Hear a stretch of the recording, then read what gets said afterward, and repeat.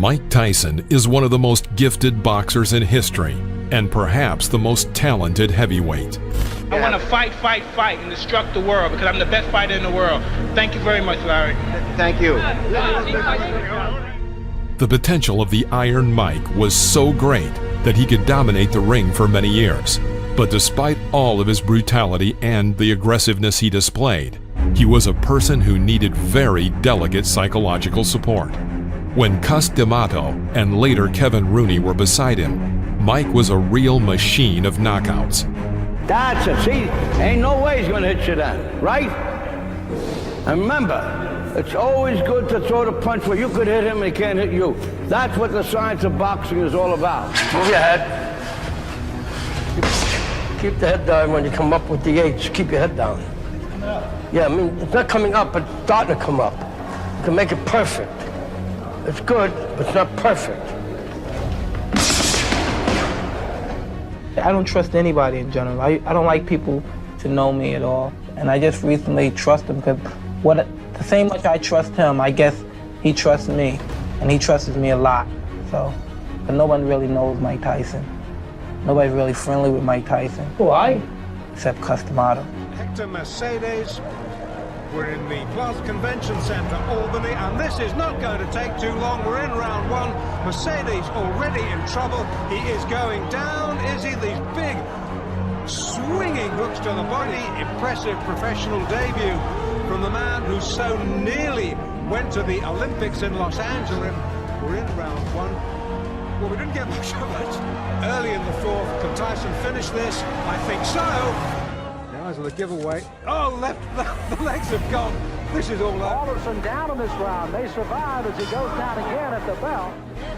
23-pound weight advantage, and he put it all there. Here, he is picking his shots well. The Mike Tyson of that period is the Tyson that we know and love. His professional career started in March 1985.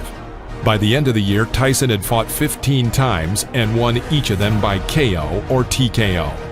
Back then, it was already obvious that in the near future, fans would be able to witness something special. He's breathing and knows it.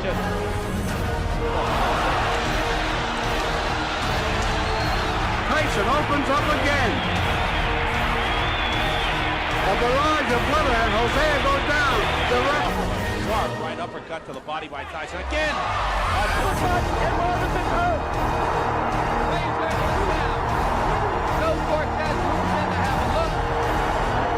And he's going to stop the fight. It did not last. 20 months after his debut, Mike Tyson stepped into the ring against champion Trevor Berbick. The WBC title was at stake. About 8,800 people came to see this truly historic battle called Doomsday by advertisers, including movie stars and numerous celebrities. At age 20, Mike Tyson, because of his victory, became the youngest world champion in boxing history and exceeded Floyd Patterson's record. Only few people know, but one backstage conflict happened that evening. The famous Berbick coach, Angelo Dundee, knowing that Tyson would come out in his traditional black shorts, brought Berbick to the ring in black shorts. According to the rules of the Nevada Athletic Commission, the challenger had to choose a different color. But this psychological attack was useless. Tyson's team paid a fine of $5,000 and Mike came out in his traditional shorts.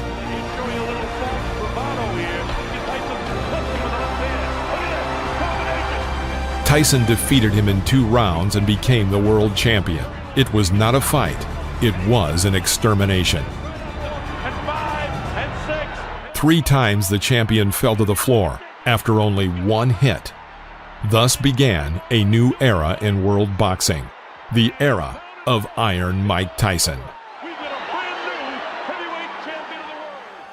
I was coming to destroy and win the heavyweight championship of the world, which I done. And I'd like to dedicate my fight to my great guardian, Cus D'Amato. And I'm sure he's up there and he's looking and he's talking to all the great fighters and saying his boy did it. And smiling, that's right. Don King immediately organized a fight with James Smith for the next WBA belt. Despite the fact that Smith lost his first fight in the professional ring by a technical knockout, He was destined to take his own in the future. He defeated famous Englishman Frank Bruno and knocked out former WBA world champion Mike Weaver. But the climax of his boxing achievements was December 12, 1986, when he defeated Tim Witherspoon and won the championship belt, sending his opponent to the floor 3 times in the first round. Witherspoon's still in trouble. Down he goes again, and now it's over. Now Smith was waiting for a much more serious test. Iron Mike Tyson. Handling me and weakening me, it didn't, because I believe deep inside I'm the best fighter in the world, and when I'm right, no man could beat me. I got an opportunity to find out if the media made Mike Tyson or not. He's a good fighter. I'm taking anything away from him, but I got a chance to prove that hard work and the struggle is the best way to go. In May 1987, they had a duel, which Mike defeated James Smith by decision of the judges.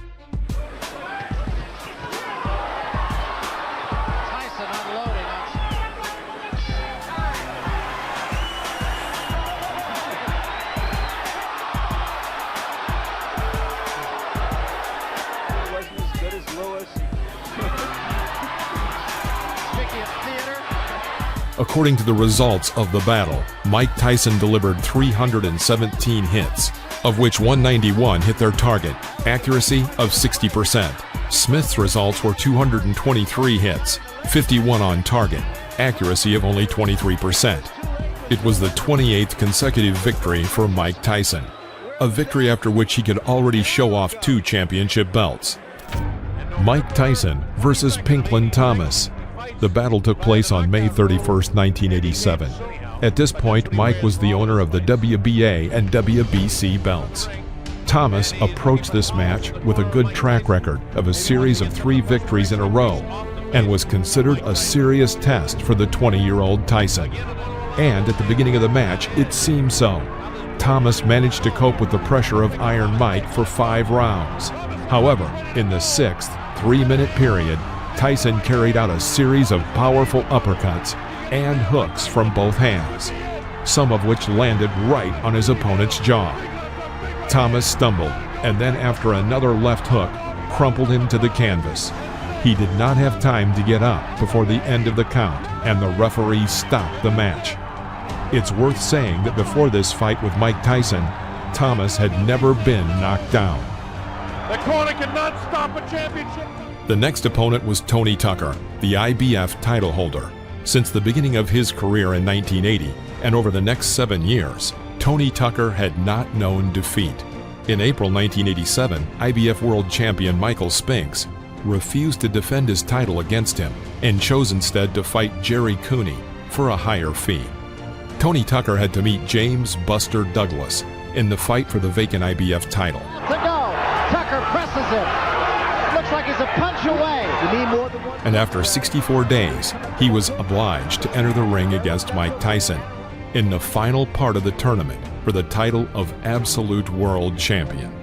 The bookmakers' bets in this fight were 10-1 in favor of Mike Tyson.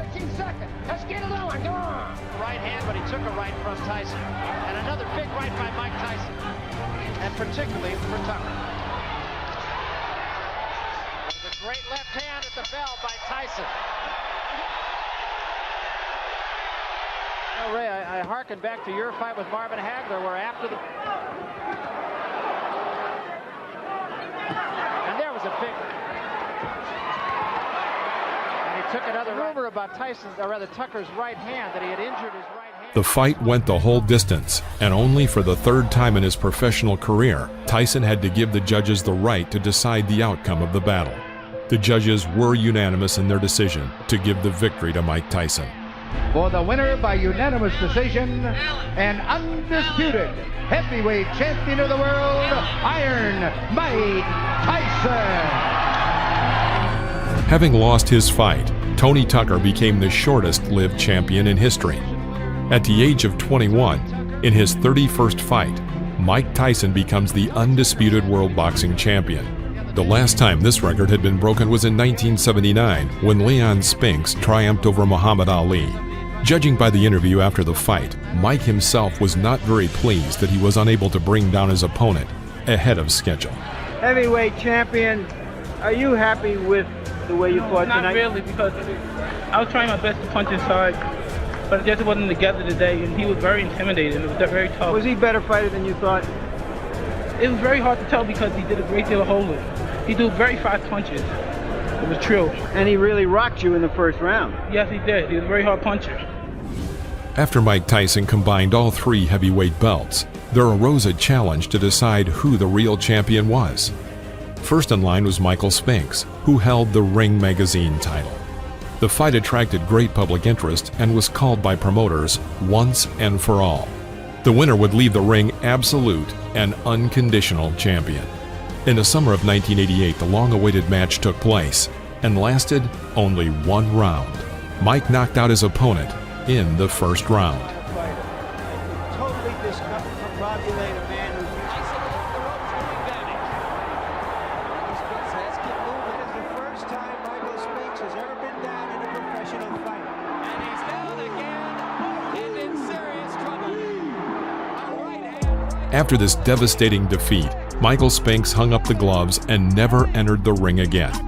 For this fight, Mike Tyson received the enormous sum, for those times, of $22 million. At that time, it was the biggest fee in boxing history, and Mike was not even 22 years old. The battle took place 3 days before his birthday. According to the general opinion of boxing analysts, the fight with Spinks became the crown jewel of Mike Tyson's career. This wasn't just a fight, this was a total demolition. That evening showed that he could stand up to any legendary champion.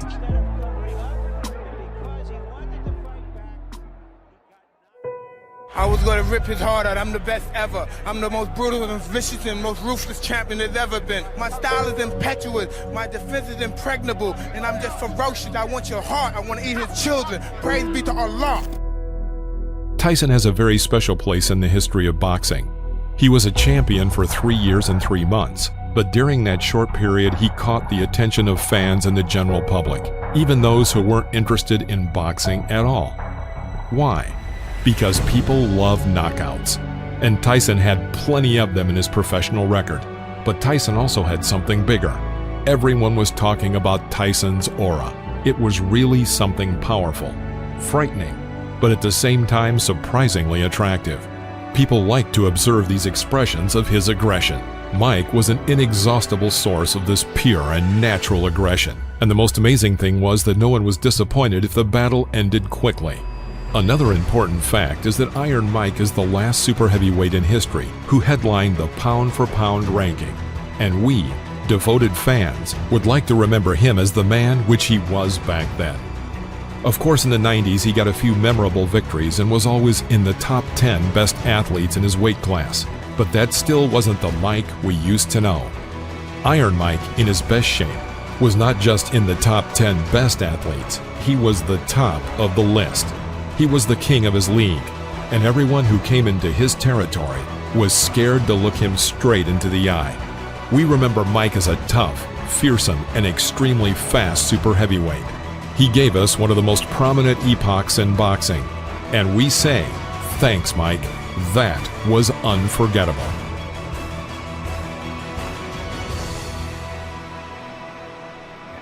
All during my training, I've been afraid of this man. I thought this man might be capable of beating me. I've dreamed of him beating me. But I always stayed afraid of him.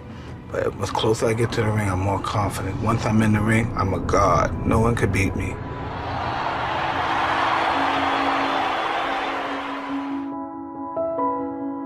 However, life prepared for Mike a lot of tests. Defeat in the ring, the emptiness in his soul after betrayal by loved ones, and zeros in his bank accounts after being cheated by managers, divorces, and alcohol. Years later, Tyson was not himself, but he still says that no matter how his fate has changed, he can still take a blow. Judge Mike by his young years, when he fought primarily for the victory. His last fights were for money. He just had to go into the ring, but the fire was no longer in his eyes. He did not fight for victory. He's worked up a full sweat. I want to tell you, the electricity in this crowd is awesome. I haven't felt like this since It was about 4 o'clock in the morning one morning. We're in a place called Kinshasa, Zaire, when Muhammad Ali came in against George Foreman for the heavyweight championship of the world. There is no doubt that Mike Tyson at the peak of his career was one of the best athletes in the history of boxing. But you can't be on top forever. Even legends do not linger in the ring forever. Their days are also numbered. I keep my eyes on him, I keep my eyes on him, I keep my eyes on him. Then once I see a chink in his armor, boom, and one of his eyes may move. During the fight, I'm supremely confident. I'm moving my head, he's throwing punches. I'm making them miss and I'm countering. I'm hitting him to the body, I'm punching him real hard. And I'm punching, and when I'm punching him, I know he's not able to take my punches. 1, 2, 3 punches, I'm throwing him punches and bunches. He goes down, he's out. I'm victorious. Mike Tyson, greatest fighter that ever lived. Give me first your reaction to the fight. The fight, I was confident. I trained real hard with my trainer, Kevin Rooney, who I owe a great deal to. And I came out and I was confident. I knew the fight. I felt it deep in my heart. I was going to stop him in the first round. Did you know from watching tapes of him that you could hit him with the uppercut? No, that's my favorite punch. And I watched the time, and I knew from my trainer telling me, as he throws his punches, he bends down. And I knew that would be perfect for my uppercut. I planned on working the body more, but I saw the opportunity, and it looked too good to go away.